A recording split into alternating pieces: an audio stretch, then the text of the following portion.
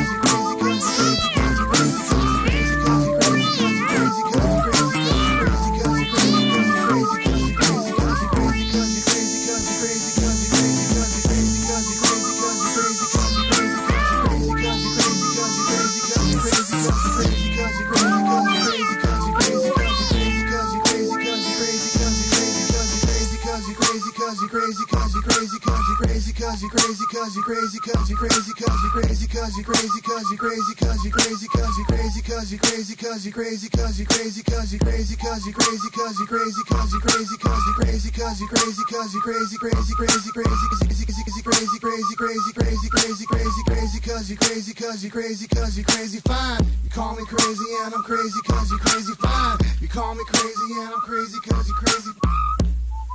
Yeah, I'm crazy for you. You call me crazy and I'm crazy cause you crazy, fine.